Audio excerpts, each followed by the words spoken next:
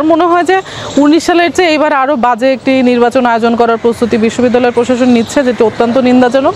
এবং যেহেতু এখনও সময় আছে, আমার মনে হয় যে, এবং আজকে আমাদের মানে ডাকসুর অনির্বাচিত যিনি সভাপতি, তিনি আজকে যে পদত্যাগ করার কথা বলেছেন, আমার মনে হয় যে এরকম একের পর এক অবিবেচনা প্রসূত আচরণ করে তারা আমাদেরকে হতাশ করার কোনো অধিকার তারা রাখেন না। এবং মানে যদি প্রকৃতপক্ষেই তাদের মনে হয় যে তাদের দায়িত্বটি তাদের জন্য খুব বার্ডেন হচ্ছে বা তারা সামলাতে পারছেন না, তাদের আসলে খুব শ্রদ্ধার সাথে দায়িত্বটি ছেড়ে দিয়ে যারা যোগ্য তাদেরকে জায়গা করে দেওয়া উচিত। 19-এ শামসুন্নাহার হলে আমাদের যে পদক্ষেপগুলো ছিল সেগুলো খুব দুঃখের সাথে বলতে বাধ্য হচ্ছে যে সেগুলো একটা একটা করে বিশ্ববিদ্যালয় প্রশাসন বন্ধ করে দিয়েছে। আমাদের আইডি কার্ড জমা দেওয়া সাপেক্ষে কিন্তু অনাবাসিক ছাত্রীরা এবং এক হলের ছাত্রীরা অন্য হলের ছাত্রীরা আমাদের হলে অবস্থান করতে পারতেন, মায়েরা বোনেরা হলে আসতে পারতেন এবং অনুমতি সাপেক্ষে থাকতে পারতেন। একটা মানে পারমিশন এখন আর রাখে নাই।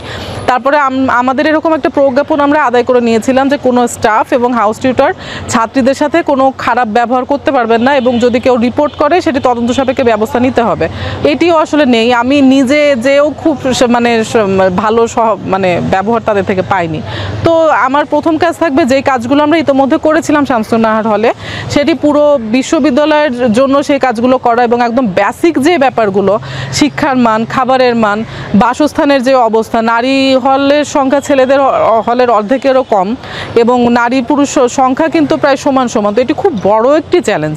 আমি ইশতেহার ঘোষণা করব, যখন করব তখন তো আসলে এটি আপনারা বিস্তারিত জানতে পারবেন। তারপর আমার প্রায়োরিটির কথা বলে রাখি, আমার প্রথম প্রায়োরিটি হবে নারীদের আবাসন নিয়ে কাজ করা। দ্বিতীয়টা থাকবে হচ্ছে নারী বান্ধব একটা ক্যাম্পাসে পর্যাপ্ত এমনকি নারীদের শৌচাগার পর্যন্ত নেই, নারী বান্ধব শৌচাগার। তো নারীদের হাইজিন মেনটেন করে যেই ব্যবস্থাগুলো নেওয়া, নারী বান্ধব একটা পরিবেশ তৈরি করা, যেটা আসলে আমরা দেখছি না। এবং বিশ্ববিদ্যালয়ের যেই মানে রাজনৈতিক অস্থিরতা, কিংবা ধরেন আমি যদি বলি যে নোংরা যে রাজনৈতিক সংস্কৃতি, সেটি আসলে বিলুপ্ত করে একটা সুস্থ রাজনৈতিক মানে পরিবেশ নিশ্চিত করা, এবং ধরেন যে সবার অংশগ্রহণ যাতে সেখানে সম্মানজনক এবং নিরাপদ হয়, সেটা নিশ্চিত করা আমার দায়িত্ব থাকবে।